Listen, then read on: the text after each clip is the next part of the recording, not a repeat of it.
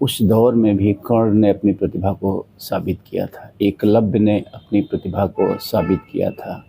जबकि इन सबको संसाधनों और परिस्थितियों ने एकदम से विवश किया हुआ था, फिर भी उनकी प्रतिभा सामने आई दुनिया की। ठीक वैसा ही आज भी तमाम ऐसे छात्र कर रहे हैं, तमाम ऐसे लोग कर रहे हैं जो प्रतिभाशाली हैं, लेकिन परिस्थितियां उनके प्रतिकूल हैं, फिर भी वो साबित कर रहे हैं।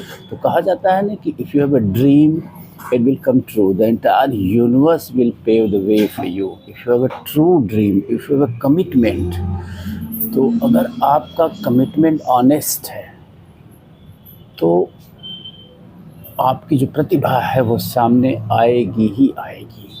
और आज के युग में ये जो सूचना क्रांति का युग है, ऐसे में मैं कहता हूँ कि कोई भी छात्र ये दोष नहीं दे सकता है कि उसकी परिस्थिति प्रतिकूल थी इसलिए वो नहीं पढ़ पाया, इसलिए वो आगे नहीं पढ़ पाया। ऐसा दोषारोपण आज के इस कम्युनिकेशन के दौर में किया ही नहीं जा सकता है, जहाँ गूगल जैसे सर्च इंजन है, ऐसे तमाम प्लेटफॉर्म्स हैं जहाँ दुनिया भर के छात्र, दुनिया भर के टीचर्स जो है पब्लिक डोमेन पे उपलब्ध हैं। उनसे आप किसी भी तरह की सलाह ले सकते हैं, उनकी क्लासेस आप ऑनलाइन सुन सकते हैं। ऐसे दौर में कोई छात्र संसाधन की शिकायत नहीं कर सकता। अगर वो संसाधन को दोष देता है, संसाधन को शिकायत करता है, तो निश्चित रूप से मान के चलिए कि दोष उसका है। उसने ईमानदारी से, कमिटमेंट के साथ अपनी प्रतिभा को सामने लाने की कोशिश नहीं करी। प्रतिभा सबके अंदर होती है, हर पत्थर के अंदर मूर्ति होती है, बस उसे एक मूर्तिकार चाहिए जो तराश के उस पत्थर को मूर्ति बना दे।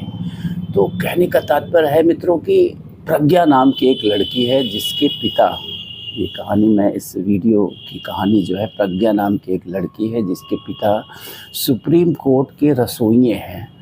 और प्रज्ञा ने जो है अमेरिका के 2 विश्वविद्यालयों में परास्नातक यानी पीजी, लॉ पीजी के लिए जो है अप्लाई किया था। दोनों विश्वविद्यालयों से उसे 100% स्कॉलरशिप मिली है पढ़ाई के लिए। Michigan university and California university, दोनों यूनिवर्सिटी से उसे ये ऑफ़र मिला है कि you come here, we will provide you, यानी 100% स्कॉलरशिप का मतलब उसका रहने, खाने, पढ़ने, फीस, सारा खर्च जो है विश्वविद्यालय खुद से उठाएगा, क्योंकि विश्वविद्यालय को कोई ऐसी अद्भुत प्रतिभा दिखी होगी उस प्रज्ञा नाम की लड़की में।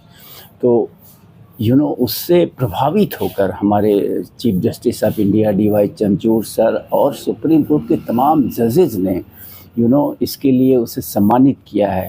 हमारे चीफ जस्टिस साहब ने उसे कानून से जुड़ी कुछ किताबें दे के सम्मानित किया और उम्मीद करी है कि ये बच्ची जो है देश का नाम रोशन करेगी। और तमाम जजेस ने उसे शुभकामनाएं दी हैं सुप्रीम कोर्ट के। उसके पिता को सम्मानित किया गया है चीफ जस्टिस ऑफ इंडिया द्वारा।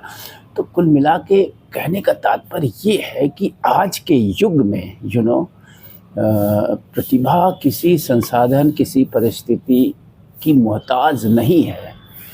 आपके अंदर प्रतिभा अगर है तो उसे पहचानिए और उसको एक्सप्लोर करने के मल्टी डायमेंशनल रास्ते हैं आपके सामने। इस युग में आप घर बैठे कम से कम खर्च में आप दुनिया का अधिक से अधिक नॉलेज ले सकते हैं। दुनिया के सारे विद्वान, सारे टीचर्स, तमाम students from across the globe, they are available online. तो बस कमिटमेंट होना चाहिए, बस ऑनेस्टी होनी चाहिए, बस ये होना चाहिए कि I will do it. If you have this kind of attitude कि I will do it, and पहचान सही होनी चाहिए अपनी प्रतिभा की। गलत दिशा में प्रयास नहीं आपका होना चाहिए। हर व्यक्ति देखिए यूनिक होता है, वी ऑल आर यूनिक। हम सब में कुछ ऐसी विशेष बातें होती हैं जो दूसरे किसी में नहीं होती हैं। तो हमें अपनी उस विशेष क्वालिटी को, प्रतिभा को पहचानना होगा और उसके लिए काम करना होगा। कोई नहीं रोक पाएगा आपको। जैसे एकलव्य को श्रेष्ठ धनुर्धर बनने से कोई नहीं रोक पाया, जैसे कर्ण को महावीर बनने से कोई परिस्थिति और कोई नहीं रोक पाया, ठीक वैसे ही आपको भी कोई नहीं रोक पाएगा। Just be committed, be honest towards your goal, towards your commitment, Thank you, all the students.